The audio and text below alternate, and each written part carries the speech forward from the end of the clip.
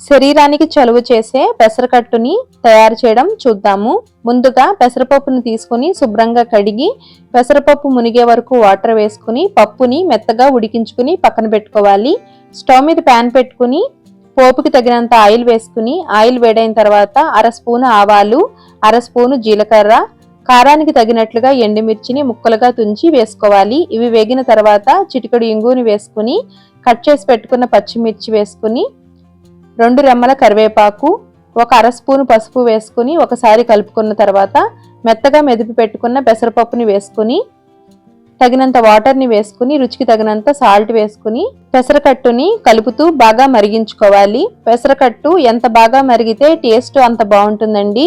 పప్పు బద్దలు ఏమీ లేకుండా బాగా పలుచగా చేసుకుంటే టేస్ట్ చాలా బాగుంటుంది. ఇలా మరిగిన తర్వాత కట్ చేసి పెట్టుకున్న కొత్తిమీర తరుగు వేసుకుని బాగా చల్లారిన తర్వాత నిమ్మరసం వేసుకోవాలి.